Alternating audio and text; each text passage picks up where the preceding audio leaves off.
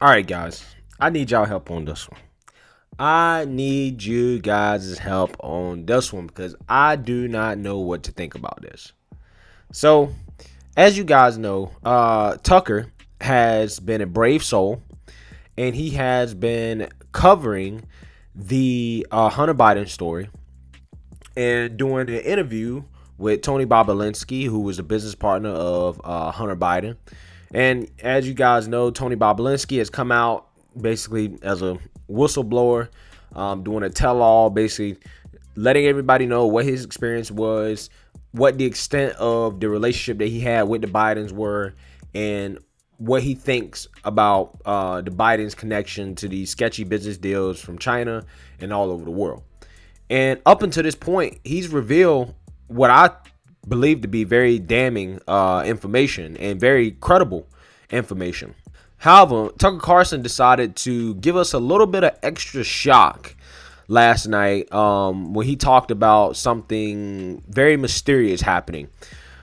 But before we get into that, my name is Greg Foreman, and you're watching A Black Conservative Perspective. Make sure you like, comment, and subscribe, and most importantly, share A Black Conservative Perspective. You can also follow me on Twitter at GForemanBCP. Let's get it. All right, guys, take a look at this clip from Tucker Carlson, which he reveals some shocking information about what happened to some packages that he was sending in preparation for the Tony Bobulinski interview. There's always a lot going on that we don't have time to get to on the air, but there's something specific going on behind the scenes right now that we did feel we should tell you about. So on Monday of this week, we received from a source a collection of confidential documents related to the Biden family. We believe those documents are authentic, they're real, and they're damning. At the time we received them, my executive producer, Justin Wells, and I were in Los Angeles preparing to interview Tony Bobulinski about the Biden's business dealings in China, Ukraine, and other countries. So we texted a producer in New York and we asked him to send those documents to us in LA, and he did that. So Monday afternoon of this week, he shipped those documents overnight to California with a large national carrier, a brand name company that we've used, you've used countless times with never a single problem. But the Biden documents never arrived in Los Angeles. Tuesday morning, we received word from the shipping company that our package had been opened and the contents were missing. The documents had disappeared. Now, to its credit, the company took this very seriously and immediately began a search. They traced the envelope from the moment our producers dropped it off in Manhattan on Monday all the way to 3:44 a.m. yesterday morning. That's when an employee at a sorting facility in another state noticed that our package was open and empty. Apparently, it had been opened. So the company's security team interviewed every one of its employees who touched the envelope we sent. They searched the plane and the trucks that carried it. They went through the office in New York where our producer dropped that package off. They combed the entire cavernous sorting facility. They used pictures of what we had sent so that searchers would know what to look for. They went far and beyond, but they found nothing. Those documents have vanished. As of tonight, the company has no idea and no working theory even about what happened to this trove of materials, documents that are directly relevant to the presidential campaign just 6 days from now. We spoke to executives at that company a few hours ago. They seemed baffled and deeply bothered by this, and so are we. All right, guys, I'm going to be quite honest with you. I don't know if this was the smartest thing to do in terms of airing this out. One, because I'm not sure whether or not I believe it. I love Tucker Carlson, guys. I think he's one of the best on TV, and that shows up in his ratings. And two, even if it's true, I will hope that you guys were smart enough to actually copy these sensitive documents before sending them in the mail. And I don't know why you would send the original versions of a very sensitive document like that through the mail in the first place. But if you did make a copy of it, then it is really irrelevant at this point, to be quite honest with you. And it's just not worth playing the conspiracy card at this point right before the election, because I fear that it's going to make a very credible story less credible. I'm always thinking strategically, especially when it comes to politics. I'm thinking about what are the other side thinking? What are the moderates thinking? What are the independents thinking? Right now, guys, we're fighting a war of credibility.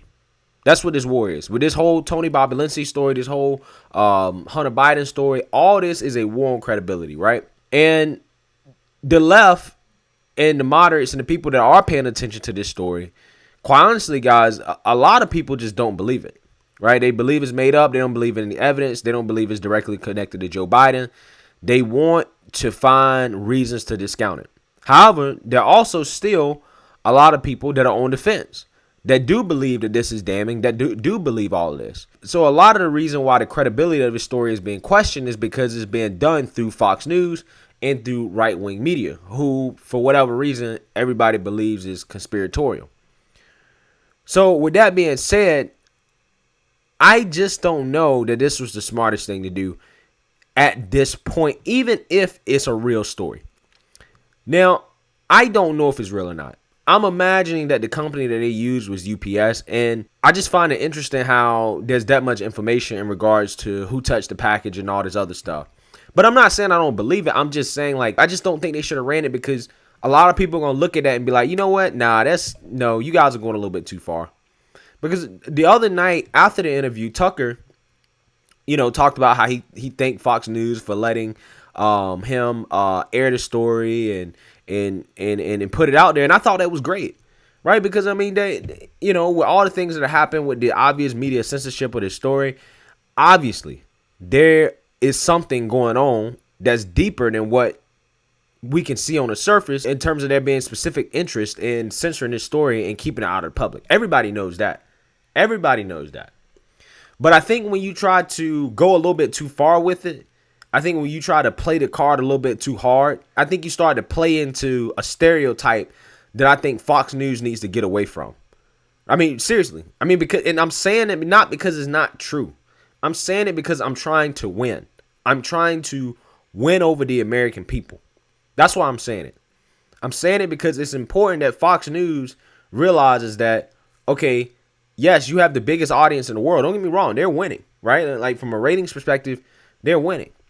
However, we're trying to win an election here, right? And this story is very important because it brings up the question of whether or not Joe Biden is compromised by China. And there's very legitimate questions about that come from this story. And there's lots of part of the story that I think is legitimate that could be played up a lot more. And I'm not saying they're not. They are definitely playing up. Like, for example, the voicemails left from the business partners. If he doesn't come out on record, I am providing the facts. Tony, you're just going to just bury all of us, man. I just think that if somebody comes out now and verifies the story, it blows up big time. That's all.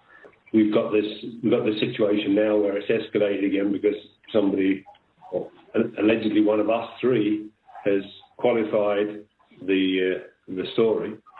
And already it's back on the front pages. This is the type of stuff where you see this type of stuff, and this will I would point to anybody saying, okay, well, how do you explain this? If you want to try to doubt the story, you think these guys being afraid of this story coming out and it blowing up, if it was just a nothing burger, you think these guys would sound like this? Obviously, there's something to it. Now, at this point, for me personally, I believe Tony Bobulinski. I think he's 100% credible. And I wouldn't doubt a military man and his word, regardless of what's going on.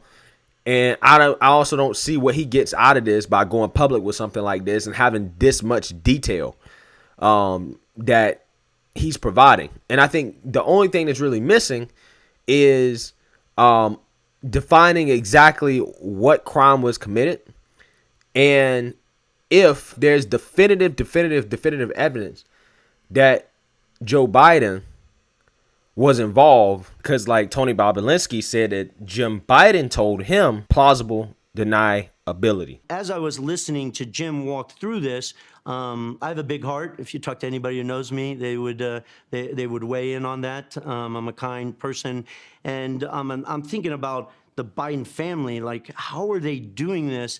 I know Joe decided not to run in 2016, but what if he ran in the future? Aren't they taking political risk or headline risk? And I remember looking at Jim Biden and saying, how are you guys getting away with this? Like, aren't you concerned? And he looked at me and he laughed a little bit and said, plausible deniability. He said that out loud? Yes, he said it directly to me, one-on-one in a cabana at the Peninsula Hotel after about a hour and a half, 2 hour meeting, with me asking out of concern, How are you guys doing this? Aren't you concerned that you're going to put your brother's, future presidential campaign at risk? The Chinese, the stuff that you guys have been doing already in 2015 and 2016 around the world. And I just can almost picture his face where he sort of chuckles and says, plausible deniability. So he said, this is a man who's been drafting off his brother's political career for almost 50 years. He said to your face, essentially, we're lying about it. Anyone watching this interview can look up what plausible deniability means, and the definition is very distinct. And Jim Biden is right. That is a strong defense. Essentially, it's just Tony Bobulinski connecting the dots for everybody in the emails versus, Joe Biden, Hunter Biden, and the rest of the media saying it's Russian disinformation. And obviously that's not fair. With the way that the media has ignored this story, how they're not covering it, how Twitter blocked it, they censored it. We don't need more evidence that there's something deeper going on here. We have enough evidence for that. Anybody that's paying attention, and including the people that's on the left that's been paying attention to the story, even the ones that's just like, oh, they don't believe it, they can't deny that the left wing media has covered it up and buried this story. They can't deny that. And because of that, I'm just saying you don't need to add more fuel to the fire here because the fire is burning hot enough. Let's just focus on keeping the story as credible as possible because Tony Bobulinski deserves that. He deserves that. Let's not give people a reason to doubt the story. Tony Bobulinski is a patriot who maybe is putting his life on the line for the sake of getting the truth to the American people. And I just don't want to see that to waste. I really just don't want to see that go to waste. And that's where I'm coming from with this, really, at the end of the day. And obviously, I believe him, and I believe this is true. And because I believe it so much, I just don't like the fact that Fox News seems to be playing the conspiratorial hand a little bit too hard here.